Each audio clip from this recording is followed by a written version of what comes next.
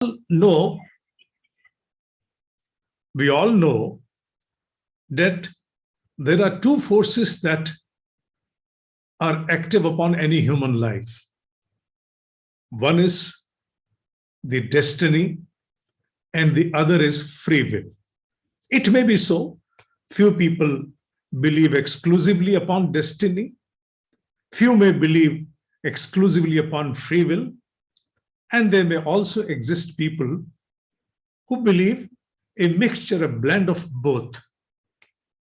For an age which is around 19, 20, 21, 23, this subject holds enough importance for a reason, because clarity in several aspects is missing. The tires are just going to hit the road when it comes to the pragmatism in one's life. In such a case, one is always either bewildered or under a suspension within. The certitude is generally observed as missing, barring few. There are a few people who are quite certain about their objective in life, what has to be done, how that shall be achieved, and so on. But the majority of the people, I consider myself among the majority, were those who were not very certain about what direction one has to pursue in one's life, or what shall be one's primary pursuit.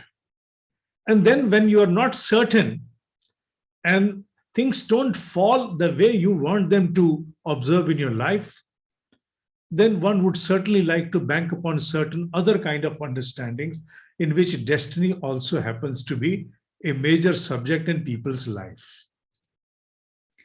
What is true will? True will is exactly the force which acts in the form of a free will. Under this creation, as I observe from the corridors of the ancient Indian wisdom, and also to complement with my own personal experience in my life and through interaction with countless people I've met in my life so far, I have keenly observed that free will has a scope to alter even the destiny of a human life to the extent of more than 80%. How do I calibrate percentage, whether it is 10%? Is there some research which has been conducted or what? No, there has not been a research which has been conducted so far. It is an inner understanding that I draw or conclude with my own personal life and my experiences I've observed throughout. 80% of human life can be impacted, barring upon 20%, which probably is a hardcore destiny. If at all we believe in destiny, it's a hardcore destiny which is beyond any mutation. It cannot be mutated. It is immutable. Whereas 80% is prone to mutation. Why I'm talking that? Because the youngsters these days now are prone, more vulnerable to such aspects of understanding where one can bank upon, devoid of self-analysis. One can bank upon to shoulder the responsibility on something else and not one's own self. Astrology indeed plays a very big role into that, whereas it is a science, it's a pure science, nothing but pure science. If it is utilized in the righteous manner, with wisdom, the seeker is wise, and the one who is going to interpret is wise. Astrology will hold a lot of guidance to any human life. It shall become the beacon. But as we observe, there are very few people who are true seeker to ask the right question from the astrologer, or people from like-minded ones or likewise. And at the same time, there are very few wise people who can rightfully interpret or reframe or rephrase the question of a seeker, not directly coming to the wish or the whim of the seeker itself. They rephrase the question, they reframe it such a way so that the human aspect of free will does not dissipate.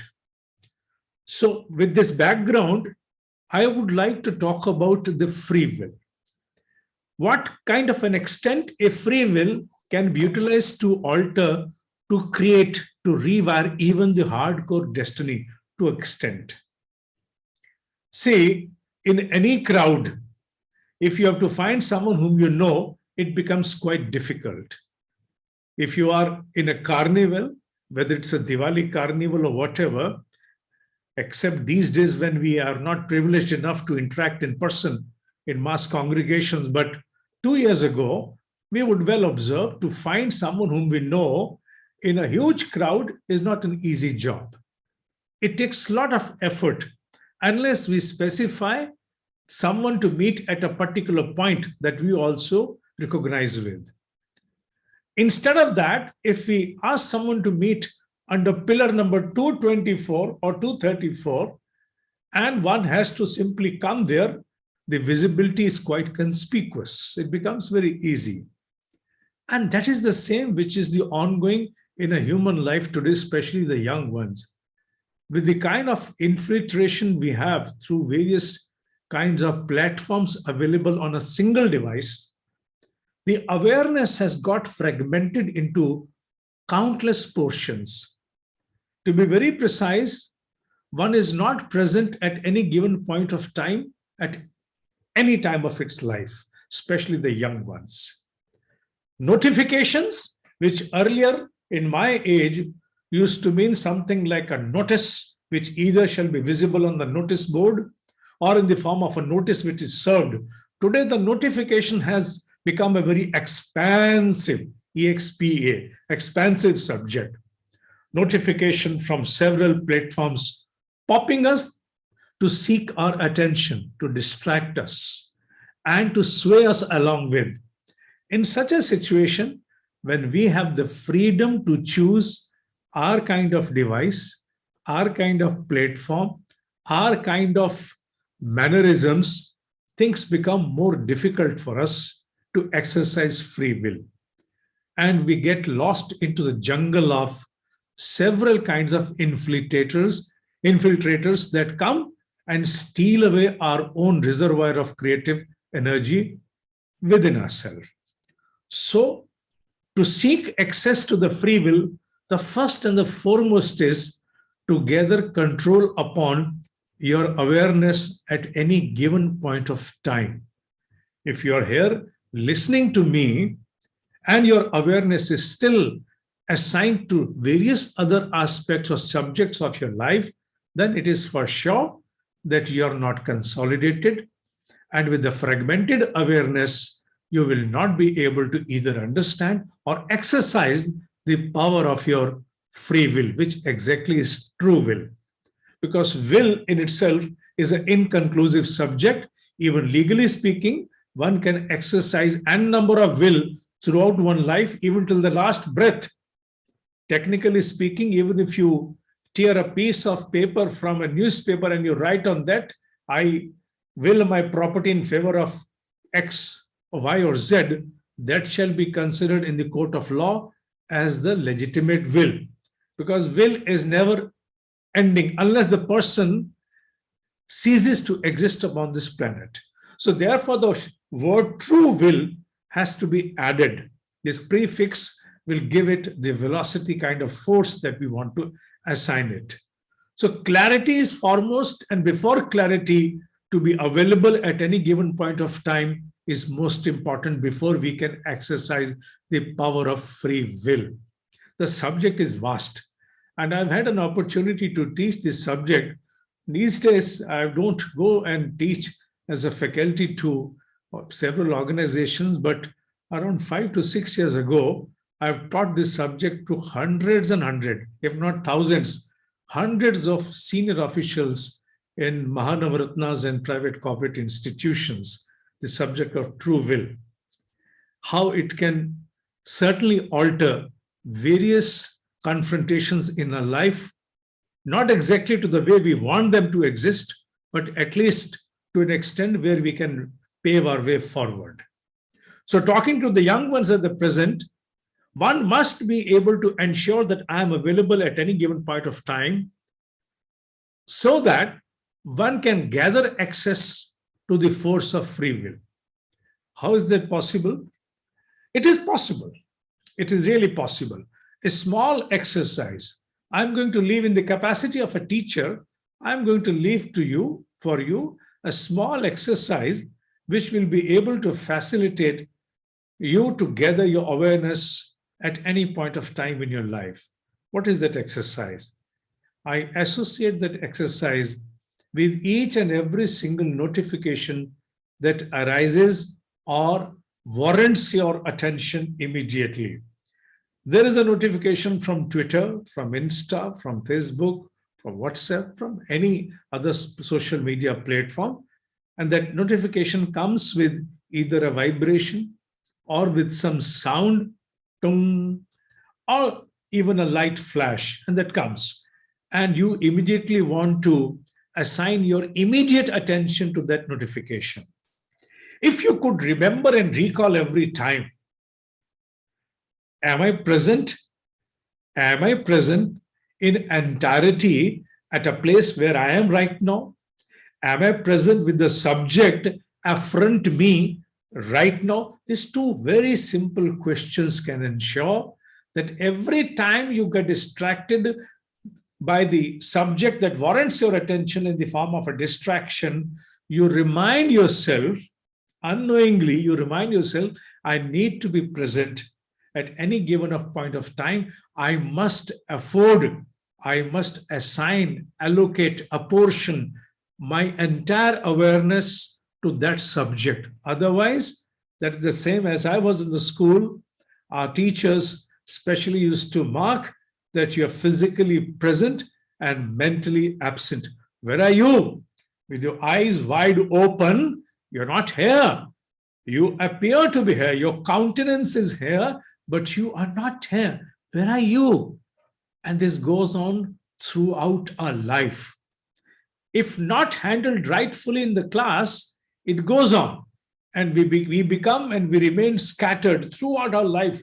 We are not at any given point of time. We are not available. We are available to any and every subject that wants to distract, that wants to simply sway us, and that leaves us with no reservoir of creative awareness. Forget about free will. Forget about true will. Because true will is nothing but a consolidated beam of awareness. What is a laser? Laser is light. It is a streak of light which otherwise was scattered, was given an arrangement, it was engineered in such a manner, it came under such a harmony that it became penetrative. Penetrative to such an extent that light which you cannot hold in your clutches, you cannot, it's not that tangible. That light leads to such tangible conclusions, it can even tear apart thick layers of metals. How did it happen? It simply happened because we were able to bring the attention of that light, which otherwise was scattered, to one particular point. We harmonized it. We allocated, assigned, apportioned it to one particular point. And the miracle happened. That's how it happened. In 2006, I wrote a book. Unfortunately, since I'm sharing it with the students, I'm not asking for the book to be purchased or anything of that kind. That book was also, it was read and that book was released by one of the academicians who later became a politician also, not politician, but governor, the esteemed governor, Dr. D.Y. Patil. He was the one who released my book in 2006, Ichha se Sankalp, Fir Chamatkar. And the tagline behind that was, इच्छाएं किसी की पूरी नहीं होती, संकल्प किसी के अधूरे नहीं रहते. इच्छाएं, will the desire fructify? Each and every desire will fructify? No, it will not fructify. But that is also true. If any particular desire is able to be transformed or it becomes transmutated as a free will, then it shall certainly cherish, it shall fructify. But how would that happen?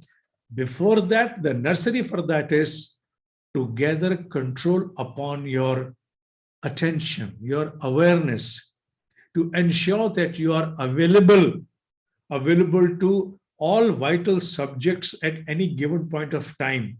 There are no more distractors which are fixed with you, which have somehow crept into you. And now they are eating away the reservoir of your creative energy. Such an audit in the form of a rejoinder along with each and every notification of your mobile will serve to ensure that your subconscious mind is programmed to retain your awareness to any particular subject. And tomorrow, this audit, this continuous audit, that is now an enjoyment, it is entangled with every popping notification. Am I aware? Am I at this particular point? Am I with the subject right now? This audit will program your subconscious mind to such an extent that a day will come soon. A day will come soon for any sincere seeker that one would start asking questions as a self-probe. Why the hell do I get lost every minute? Why am I not present with something which is right now affront me? I don't give myself to anyone. We always say, we want this, we want that. We have a huge list of desires. We go on wishing. I don't know whether it's a right subject, right word, wishing or not, but I have coined it right now. Let it be a coined word. We go on wishing. We go on wishing to an extent that even the last breath ends with the wishing. How far have we able to concretize them? Because we never stayed with one wish. We never learned how to stay at any given point of time and to retain our awareness. We are nurtured as fragmented beings. We survived as a fragmented being. And then we, from this sojourn, our final transition is going to be in the form of a scattered, fragmented being. A being has an extent to develop physically. Physically, you have extents. Beyond that, you cannot grow. There is a limitation. The only thing which can grow to any limit, what is the extent of that limit? Dot, dot, dot. What is that? Awareness. Awareness alone can grow to dot, dot, dot potential. But before that, you must be present. You must be available. You must ensure that I am in control of my awareness. If I don't want, my awareness shall not wander. Unmindfully, it is not going to accompany any and every infiltration that going to come. Unless that happens, unless I am able to retain my awareness, the power of true will shall never be able to gather its ground within me. Forget about changing things with the force and power of true will. Much before that is the classroom to ensure that I am the eligible candidate, I am the eligible person. Eligibility is the foremost. Eligibility is the foremost. I am the eligible one who can ensure that my awareness is there at my command at any point of time.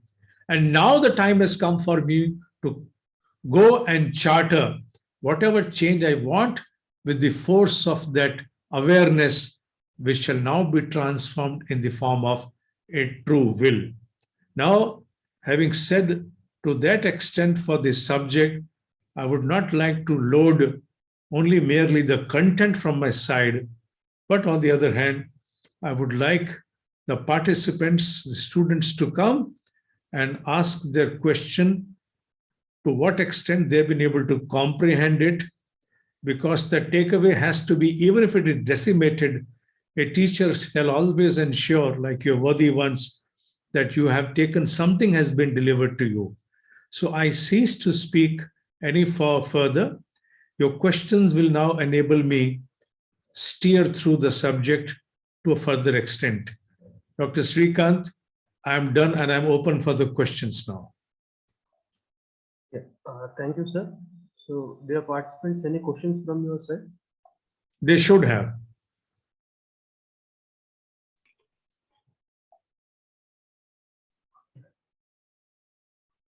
I think Am I audible? This is Professor Mithun Guha from SIM. Sir, I just heard you and I was really ecstatic about this kind of a thing because I also sometimes, I'm not an expert in this, but I sometimes go through the older text that we have to get direction in life. Now, there are certain places where we want to act in a way, if that is the will, but we are somehow stopped because of concerns on the I mean, I don't know if I act in a certain way, what will be the effects? Will it be a good effect or a bad effect? But we are somehow controlled by more the ill effects, looking at certain probabilities that if I do certain things, certain ill effects will be on me. So we stop ourselves. Now, can you just guide me like how to overcome this so that we might do more, we might be more positive in life about what I want to do and go ahead and do it without thinking much of the negative effects that it might have on me? Because of course there will be certain positive effects also. That is why I want to do it. But many people stop themselves. So can you just guide me how to counter this? In the light of ancient Indian wisdom, we have a word which is called as pragya. There is no single word available in English that can approximate the understanding of pragya, but yes, we can to an extent say it is far-sighted wisdom.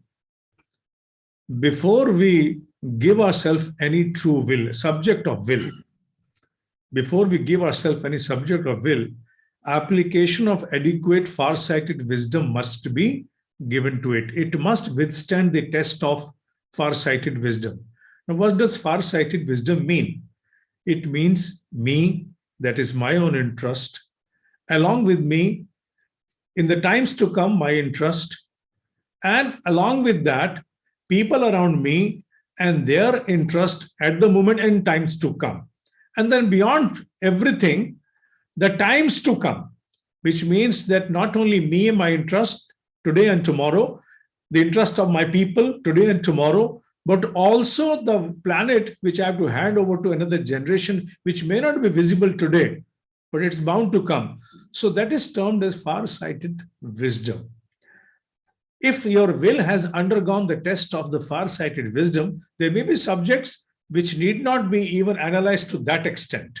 There may be, but it's always better to give it a test in such an expansive manner so that it gives you adequate backing that I have well observed it.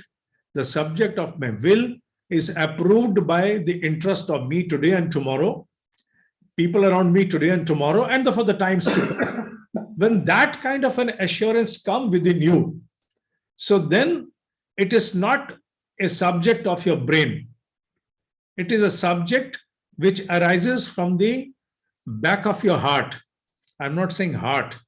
I'm giving it a specific region if you want to understand it, the back of your heart, because the primary centers of the human force are not in the frontal regions of the human constitution. They're at the back, which probably has not been well understood. It has been understood by many, but not understood in larger context. So that is why we always say kamar kasna. Whenever we say dil se baat aaye, it is coming from somewhere from the back of the heart, because everything is at the back in fact. So then the subject becomes the subject from your back, then no other fear, no other source of fear shall be able to hold you, because now you have given it a test of far-sighted wisdom. Unless it has undergone a test of far-sighted wisdom and you simply want to embark, then what you're doing is you are simply trying to act as a passionate. Ancient Indian wisdom does not profess passionate. We don't talk about passionate, because one who is passionate today maybe after a few failures become depressed. So we don't believe in passions. We believe in one's own individuality. Let the subject of your pursuit become your existence. Once the subject of your pursuit becomes your existence, then there is nothing which is failure. Even every single failure that comes to you or by your way is an inch ahead, is a step ahead. You're not failing. These two subjects, success and failure, they cease to exist on the day when you give your individuality something as a pursuit of your life.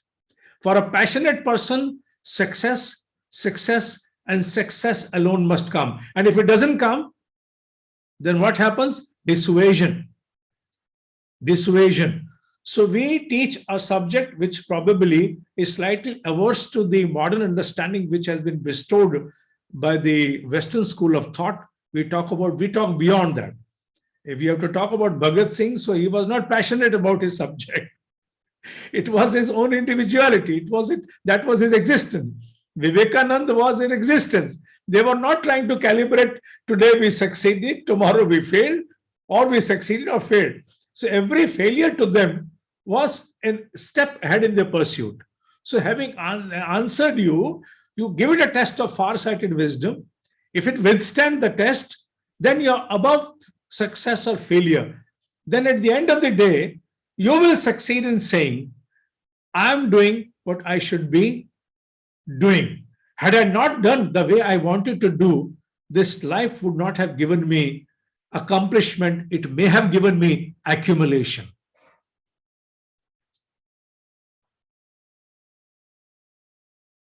That's it. Thanks for the answer. It's been very elaborate.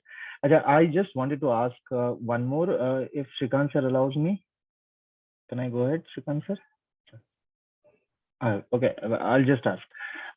You have talked about things like astrology can be the vision, or can set actually the goal for our life, and we can work towards it. It can help us if I have a belief in them and the seeker, and both you said they believe in it. But this is though we, some of us, we believe that it is a pure science, but the popular norm about astrology is very different in the country, and there are many people who say I am an astrologer, or how do we judge that, because we don't have a formal qualification for it. Like, for example, if I want to, I believe in astrology, so I see an astrologer as a doctor. So I have to give in all out whatever I have. Otherwise, he cannot provide me the right advice. If I go to the doctor and I don't declare everything, if I am a smoker and I don't say, okay, I am a regular smoker and I'm having heart problems and all this, so he might not be, whatever medicines he might be giving, it might not work, right? So how do we judge that whom to approach? Can you just give us some idea about, if I want to take astrological advice from somebody about things in my life, how do I judge that I am approaching the right person? Because a doctor can be judged by the degrees or whatever he has, or by reviews. Of course, reviews today are there online, but how many of them are genuine, or it's questionable. So if you can just provide a guideline to that. See, today, the patient at large, especially in the cosmopolitan towns, and with the advent of Google Devatabhyo Nama, we all have become so aware that we know what we are going to ask to the doctor, and whatever the doctor is going to prescribe, we're not going to believe it unless we Google it up by oneself. And most of the time we Google and we approach the doctor. So we are traveling, Sahana Avavatu, Sahanau Bhunaktu, Sahaviryam. So we travel together. That togetherness has developed. Likewise, there should also be a course for the seeker who would like to approach an astrologer. How should you approach to an astrologer? The general understanding is, we want to be deceived. We go a ready-made, vulnerable target for an astrologer. We go without any self-analysis, without trying to take the responsibility on our shoulders. We want to simply go to the doctor. Bhagavad Gita has got a verse which answers your question, which says, Adhishthanam tatha karata karanak cha pratham vidam vividashcha prathak cheshta daiva chayavatra panchamam. for the accomplishment of any act, 5 contributants or ingredients are mandatory. Number 1 is adhishthanam, which means that you should have an objective. The clarity of the objective must be there. What exactly do you seek? The next is tatha karta, the eligibility of the doer. Are you eligible to do what you seek? Adhishthanam tatha karta karanam cha prithagvidam, different kinds of resources that are going to help you to accomplish your objective. Do you have the resources? No, sir, I have the clarity. I am eligible, but I don't have the resources. Okay. Now you have all 3 with you. The 4th one is adhishthanam tatha karta karanam cha prithagvidam. Prithagvidam, different. Vividashcha prithak cheshta. Vividashcha prithak cheshta. Cheshta means efforts, strategies. You may have to deploy 1,000 strategies to accomplish your objective. One may fail. That doesn't mean that everything would fail now. So 1,000 strategies, when coupled up with right resources, eligible doer, and clarity of objective, then the 5th one which is missing is Daiva Chayavatra Panchamam. The 5th one, Daiva Chayavatra means forces beyond control. Now, forces beyond control should also encompass earthquake, eruption of a volcano, and even to a great extent, the pandemic today. These are forces beyond control. Now, you have to approach the astrologer when you tick mark the first 4.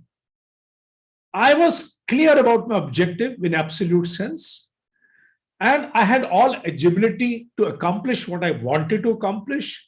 I had all resources with me, and I had a constant evaluation about my all acts each day. That is, the total quality management was perfect in my state, and I spared nothing where I could analyze every day with every move. And wherever I was wrong, I was able to mend my ways. I reconstituted, rewired. I did not take it as something of my ego. Are there all ticks on all the 4? Yes, all ticks on all the 4. If you have worked to that extent, now you're eligible to go to an astrologer, not before that. Now, this is in the case if things are going wrong in your life.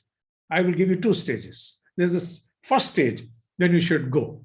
Now, to an astrologer, when you go, generally, he knows if everything was faring well, you would never come. So he's prepared. He's well prepared. Anyone, irrespective of his eligibility, capability. There are very worthy ones also. I'm not talking about them. So when the moment you approach him, he acts as a street smart psychiatrist. And he knows things are not faring well with you, very well. And then you simply open up and he wants you to ask. And his questions are open-ended. Kya theek, kya nahi theek, kya bataun? Now, if you are happy, kya theek mein aa gaye? If you are unhappy, kya theek nahi mein aa gaye? And then there are few common things which they will pass on to you. आप दुनिया के लिए करते हो, कोई आपको नहीं करता, आपको दुनिया में कोई नहीं समझ पाता, आपको लोग समझ नहीं पाते, and all those kind of things, generally. So, now you don't know what to ask. You should have asked something very precise. When you have not done your analysis beforehand, so obviously you are the best vulnerable target. And then instead of giving you the right prescription, he is also acclimatized into an environment where the prescriptions are going to be very wandering ones. They appease you to an extent, and then you move on, whatever. I'll not get into details right now. This is the one stage. The second stage which should precede is, if everything is well, why should you go to the astrologer? Now comes the question which is more important.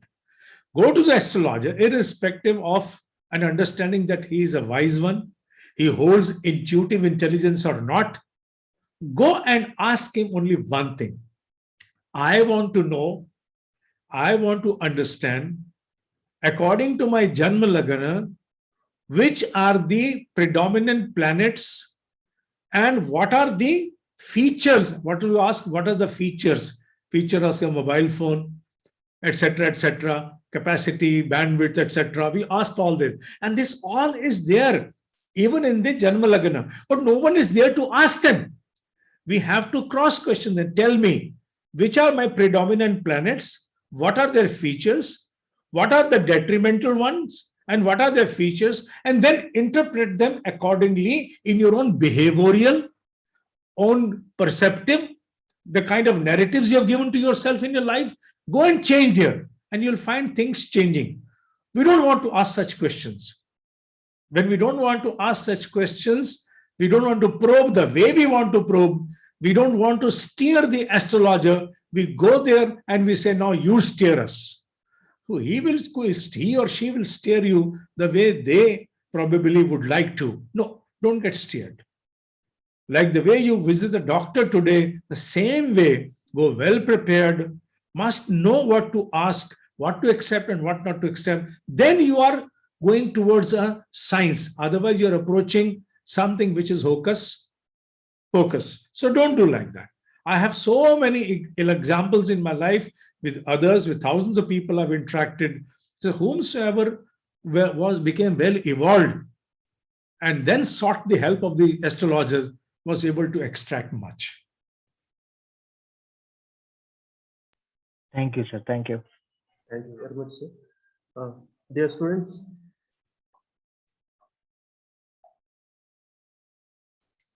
dear participants, you can ask your question.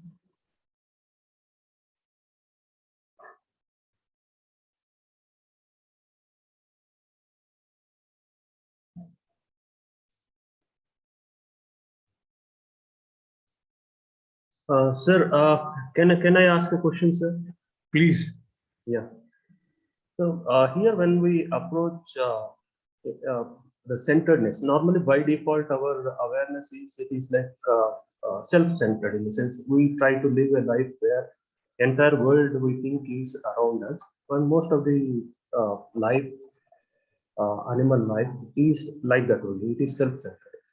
Now here, in terms of Bhagavad Gita, they say Karma Yoga is all about doing selfless service. That means you forget yourself. Frequently, I come across these two polarities where people say forget about yourself and do service to the society. That is how it should be.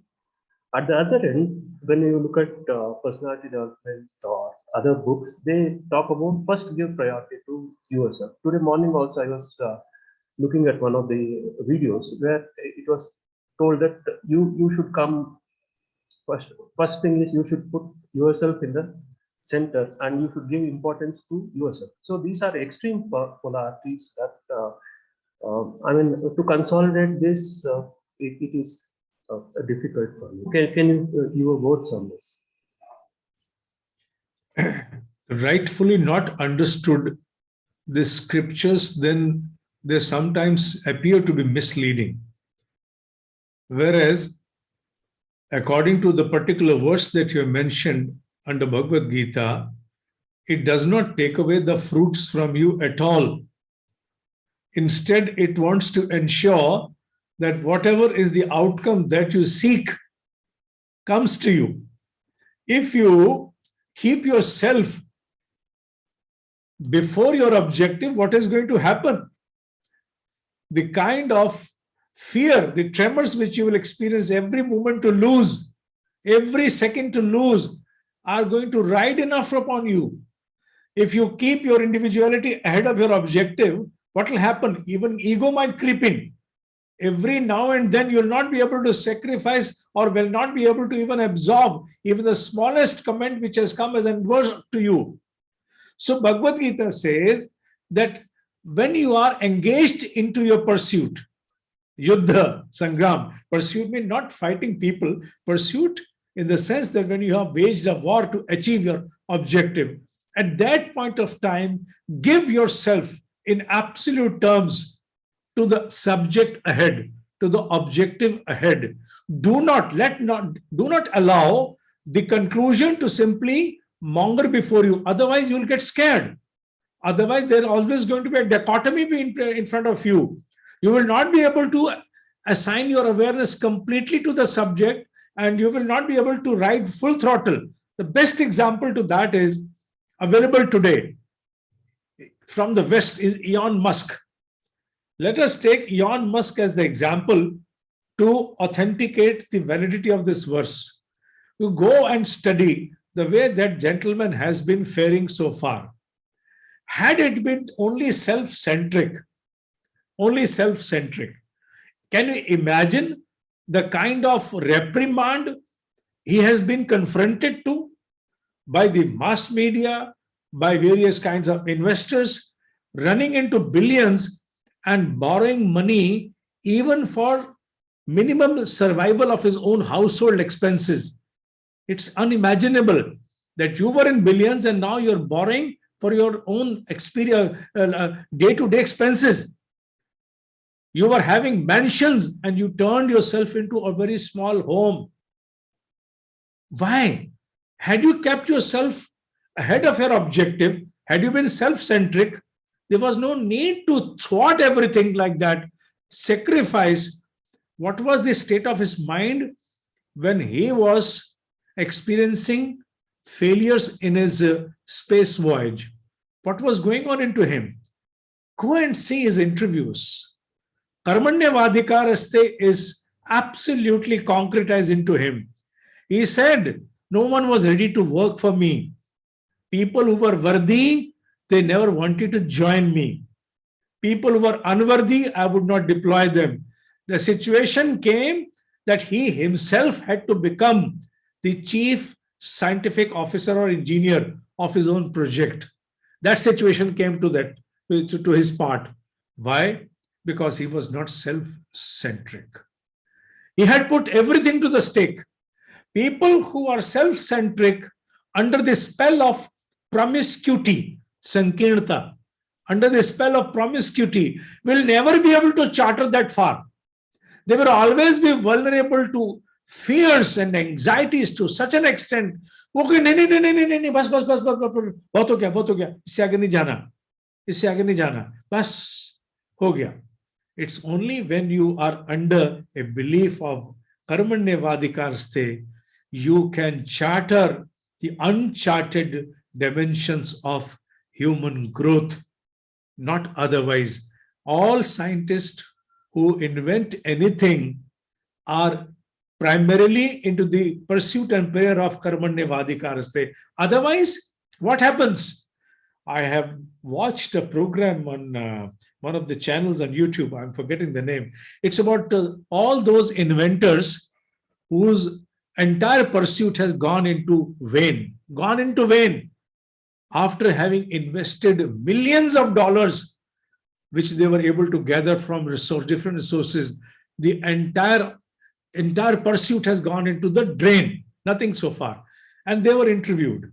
I've seen interview about 5 to 6 of them. And what do they say? Self, not before the objective before the self. What they say is, we are still sure something is going to come. We were not able to accomplish, but we are sure someone is going to come who will catch the threads from here and then give it a conclusive end. We are very much sure about that. And that is the kind of hope within whom? Within them who have failed in absolute sense. If you talk about the worldly norm, how the world judges a person with the outcome, they have failed. Their projects, their research projects have been sealed, dumped. They have already drained out millions of dollars of the investors. But at the end of the still they say, we hope something is going to come, because objective is still before the self.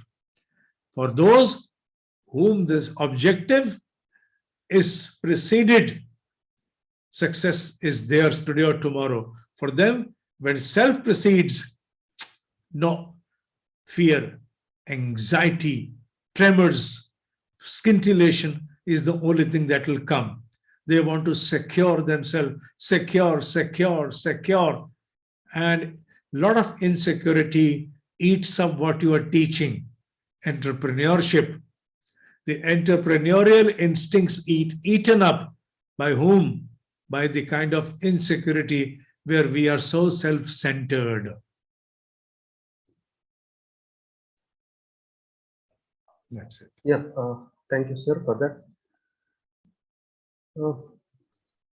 Sir, can you speak on what is it? understanding the truth in the sense, truth, what is the meaning of truth? Because there is subjective truth, objective truth. So how do you approach the subject This of is the truth? last question I'm taking. Sure. Is that right? Okay. Now, talking about truth in a life, I'm not talking about the ultimate truth. Let it be understood by you.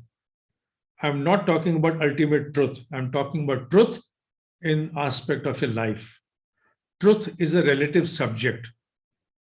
When it serves a larger good, even a false statement is truth. When it does not serve the larger good, even the truth is a false statement. According to me, according to my limited understanding, truth is relative. It must serve larger good. If it ceases to serve, it is a false statement. If it serves, then of course, even a false statement withstand the test of truth. I have not answered the ultimate truth. Leave aside. That is a different subject which cannot be taken up over here right now. I'm talking about truth in the light of our common day-to-day dispensation. Yes, sir. Thank you for the insight, sir. That's it.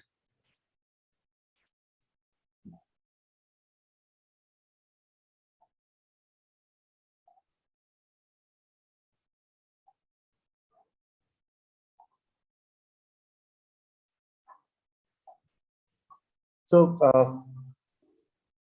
I'm really thankful to Dinesh Kumar ji for gracing the occasion and spending his valuable resources and sharing his knowledge with us. So right now we have come to the end of the session, and Dinesh Kumar ji conducts a lot of programs. You can visit his website by the same name, Dinesh Kumar ji. If you Google it, you'll get. Otherwise, his YouTube video channel, Gita Online, you can follow through. If you are interested more, he has published a lot of books of interest. I have gone through, but most of them are in Hindi, so I do not find much. But if you are comfortable with Hindi, certainly his books will be of great value. And